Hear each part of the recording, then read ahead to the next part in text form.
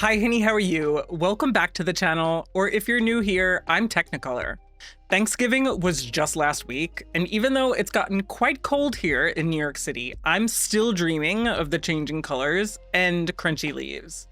So, I built an autumnal house on the Hindquarter Hideaway lot in Brindleton Bay, the world that comes with cats and dogs. I actually can't remember if I've ever built on this lot before. This is one of those empty lots that's kind of hidden behind the highway in the Cavalier Cove neighborhood. It's a pretty lot and I enjoyed building here, but I think the reason that I'm not the biggest fan of it is because it's partially hidden behind the trees when you load in and on the gallery images. It just feels like it's kind of forgotten about since there's not too much here in this part of the neighborhood. You need to go under the highway to access it, and the trees just kind of cover it up. At the same time, you could argue that those are reasons why this is a great lot, so it's probably just personal preference. I feel like in real life, I'd probably be drawn to a house here. I think I just get frustrated by the gallery images and the load-in position with the trees. Anyway, Brindleton Bay is one of my favorite worlds in The Sims 4. In my Legacy gameplay, my favorite heir lived in the Sable Square neighborhood here, which is equally as beautiful. That's the neighborhood with the vet's office and the dog park in it. That was generation 4 in my Legacy, and the house we played in was probably one of my personal favorite builds of mine. Also, I should probably mention that if you're planning on buying any Sims packs, I have a creator code, Teknikolour, that you can use when checking out on the EA app. It's not a discount code, unfortunately, but every time you use my code, a portion of your sale, instead of all of it going directly to EA, goes to me. It's a really great way to support my content, and I really appreciate it. I mentioned this in my last video too, but if you weren't aware, there's been a recent EA buyout, which is worrying a lot of Simmers, myself included. Some have decided to take a step back from The Sims, but since we don't really know what's going to happen, and I am hopeful that nothing negative is going to happen, I'm going to keep making Sims content because I truly love this game. If this buyout does go through, and things change, and not for good, we'll reconsider and reevaluate at that point. So if you'd still like to support me in some way, but maybe don't want to support EA financially right now, I completely understand. A great way is just to keep watching my videos here on YouTube, or follow me on Twitch, where I live stream The Sims and other fun games. I've just recently started playing Uncharted Drake's Fortune and Winterborough, and I'm loving both so far. But I also play other cozy games, like Palia. Back to this build though, the shape is mostly complete. I wanted a cute little 2-story house with a porch, but went back and forth for a bit with exactly what style I wanted it to be in. Genuinely, I love growing together. I just wish we had a tiny bit more variety in the build items. Don't get me wrong, the windows, doors, everything is fabulous, but I tend to use them a lot, and sometimes just an extra window or door in the same style is all I would want. The lot itself also is a bit bigger than I had anticipated for this build, so I blocked off space for a walkway and a yard. You might be thinking, why not just put the house closer to the lot entrance, or even just the front door? Well, I didn't want to. I had a pretty clear vision of how I wanted this one laid out for the most part. Even though originally this porch has a secondary door off of what eventually becomes a living room, I do swap that out for a window later on in the video. I wanted this porch to be closed off on the right side, so it would feel more private. There will be closer access to the yard and the side door, so that helps a bit if you're put off by the long path to the front. The floor plan for this one was fairly simple. You come in through the front door, enter into a mudroom leading into a kitchen. Then there's a small dining area with an entrance into the main living space. I will admit that I really didn't know how I wanted to decorate this living room until I remembered that we just got our newest creator kit, Tud's Modern Retreat. That honestly helps solve my fireplace problem because I wanted one here on the wall next to the mudroom, but most of the ones we have are too tall for a TV mounted above them. I still mount TVs above those taller fireplaces, but for whatever reason, the TV height for this room was of great importance to me. Go figure. Then, with the stairs behind us, it ended up giving us a pretty good layout for the second floor. Not perfect, of course, but pretty good. That spot in the front with the windows was perfect for a primary bedroom, and I could easily fit in an ensuite bathroom above the mudroom. Fitting in a second bedroom and main bathroom was annoying. I wanted the bathroom to have a window, but it would just be too long wherever I found space for it, and it would make the second bedroom too awkward if I oriented it any way other than this.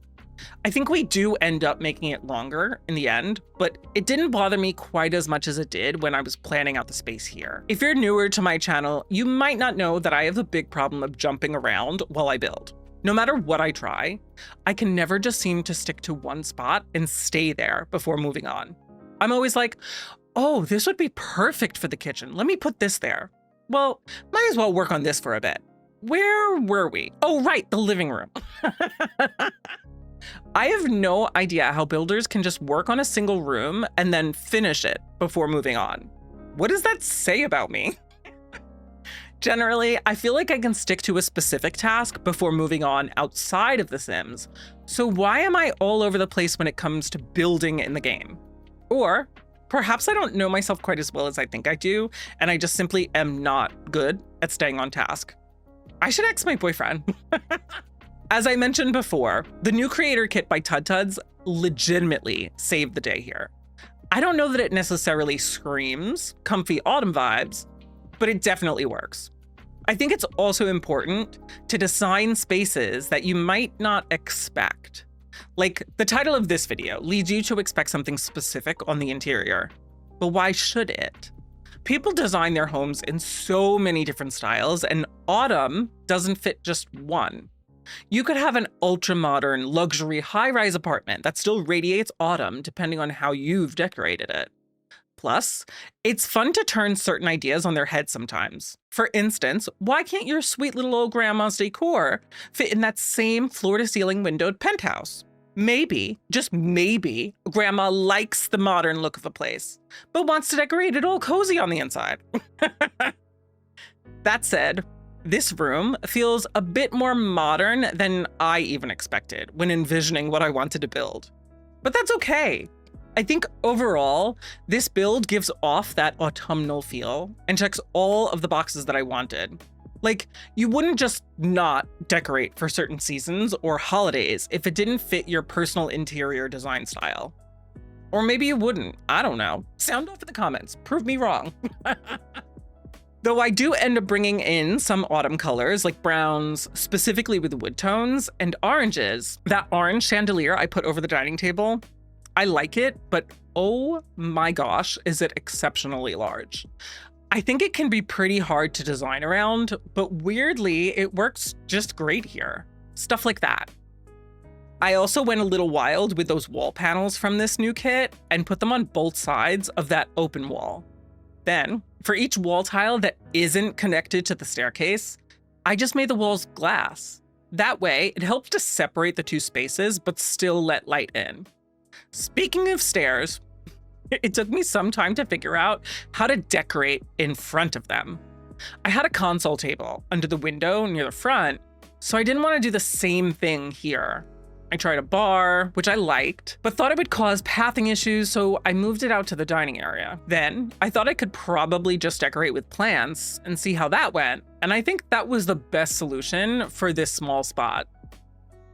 After placing more decor in this room, I moved on to the mudroom. The Grange mudroom kit might possibly be one of my favorite kits of all time. I've been using the items from it so often, even not just in mudrooms, but I love how they work so well together in a modular kind of way. Afterwards, I just spent some time making the space ready for autumn with decorations, as well as adding in some pet items. With the plan already mostly decided for the second floor, it was fairly easy to stick to that and decorate here. I wanted the landing to be a kind of office space, maybe have some seating, like a mini family room or something. I overestimated how much space I'd have here. I've been doing that a lot more often in my builds, and I wonder why. I feel like usually I can figure out a good size for a room and it stays that way. It's easy to decorate. But lately, it's been completely flipped on me. Or maybe in this case, it's not necessarily the size, but the shape. Like, this is a good sized room for what I wanted it to be, but based on the positions of the doors and the staircase, it felt more limited. I'm not entirely sure what the issue was, but as you can see, we ended up elongating the bathroom a little bit and pushing the entrance back just a few tiles. That helped dramatically. I think because it gave just enough room for a games table. It does feel slightly out of place, but based on the decor downstairs, I think it still flows. I think I thought the comfy gamer kit items would just feel more modern luxe than they are. I think it's the fact that they use that white trim instead of natural wood tones. I placed 2 of the rectangular bookcase items from that kit next to each other to look like one larger piece of furniture, and this was surprisingly fun to decorate. Sometimes I worry that the items that I'm decorating with in pieces of furniture like this will feel out of place or I've used already elsewhere in the build, and it feels inauthentic. I remember being very thoughtful to the pieces I was using here for whatever reason, and thoroughly enjoying decorating this specific room or landing. Moving to the primary bedroom, I wanted there to be a sort of mixture of the styles used elsewhere in the house. I settled on using a range of packs, including For Rent, Eco Lifestyle, and Growing Together. I also really wanted another fireplace in this room, but also one that was a little shorter for a TV on top.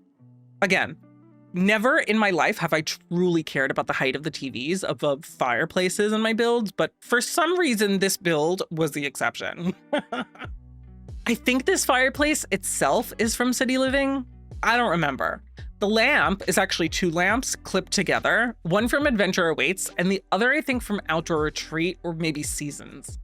The pumpkin framed art TV above the fireplace really helps sell the autumnal vibes here though. For the second bedroom, I used some items from Seasons that I honestly never use, but have been drawn to a bit more lately.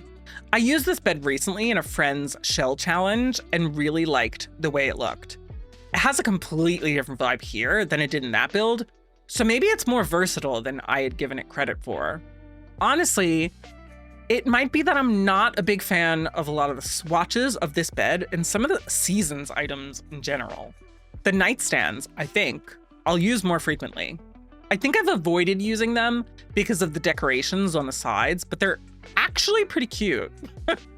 Again, maybe I'm just not giving Seasons enough credit. Somehow, I tied in items from Businesses and Hobbies, Cats and Dogs, and Basement Treasures, and I don't hate the way this room turned out. Actually, this painting from Cats and Dogs, and this item's other swatches in general, is just so beautiful and probably one of the best in the entire game. I want more framed art like this. Not necessarily with such intricate framing, but the art is so good here. The backyard or side yard, or whatever you want to call it, was a bit funny to work on.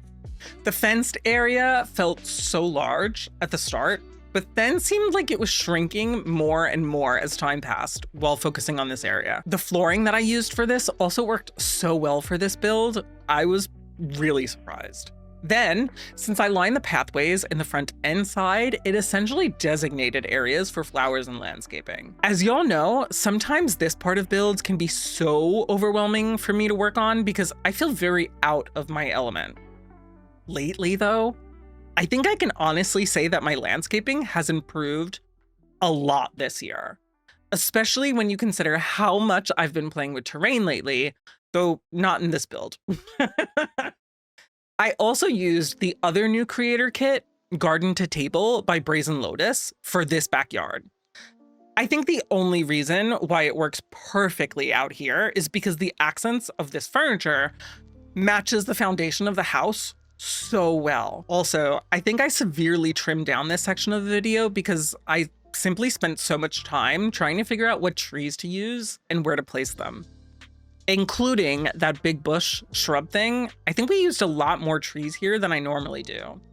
Cats and dogs has some beautiful ones though. They don't always look the best in autumn, to be fair, but these all match well with those surrounding the lot, and they do help sell the vibes that we were going for. You know, the more that I think about this, the more I really dig how this build came together. I don't know that I would do the floor plan the exact same if I were to do this all over again, since you could probably rearrange rooms to have a bit more space, but I like how this works together in general. Honestly, I probably could have put more thought into the dining area and made that more of a focus, but instead I put more emphasis on the living room, which is quite comical, given that the main drive behind this build was autumn, Thanksgiving, and there was supposed to be a big dining room. I wonder when I changed my mind. I'm gonna be so honest with you right now. I did the curtains at the very end of this build, but shifted this part earlier in the video because I didn't want you to think that I completely forgot about doing the curtains, but I really did. So much so that I finished the build, almost uploaded it to the gallery, realized that I hadn't done any curtains, and then sat here contemplating if I really wanted to go back in and add curtains or not. It's not that the curtain situation is bad or anything, it just took so much time. I think because I don't always use curtains and blinds the way the game expects me to, so the placement of them can be very difficult. I had to use the tool mod to get most of it, if not all, of the curtains up. They do look good though, so I guess I shouldn't really complain. I have to be honest, again, somehow I thought that the backyard section and the landscaping section were completely different, and I put the curtain section in between those two parts of the video. They're the exact same part. So I had to come back in and record this and edit things again to fit since I had to eliminate the duplicate section. That was fun. But this is actually the end of the speed build, so let's hop into the game and I can give you a quick overview. Okay, so we're in the game now, and this is the finished build. As you can see, we have this backyard that has another walkway outside and some muddy footprints from a little dog, but we also have space for trash, we have a hot tub, we have a pool, and then on the inside, the first floor has this lovely entrance to the porch that you can actually come in from either side. And then over here, there's just like a little seating area. Again, this is the spot that I had a door to, but I decided to eliminate it because it just felt like there was not enough space for that. But you come in the front door, you have this lovely mudroom, and then you have the kitchen over here, and then the dining room and the bar, and then access to the backyard. But then here is where most of the family will be, and this is the living room space. Of course, the stairs then do lead up to the second floor, and we have this little office, sort of like den little area. So we have the games table, we have a desk, and then we have the primary bedroom over here with their own ensuite bathroom. And then this is the main bathroom for the rest of the house. And of course, we brought some more orange in here. And then this is the secondary bedroom. If you'd like to add this build to your game, you can grab it off of the gallery using my EA ID, Teknikolour. If you enjoyed this build, please drop me a like. If you want to see more of my builds, don't forget to subscribe either. If you want even more Sims content, consider dropping me a follow over on Twitch. I play my pack-based Legacy Challenge every Thursday. Planning on picking up cats and dogs or any other packs? Please consider using my creator code Teknikolour at checkout on the EA app. It's free for you and supports the channel. Plus, my code can now be used on so many other EA titles, not just The Sims. But thank you so much for watching. I'll catch you in the next video. Bye-bye.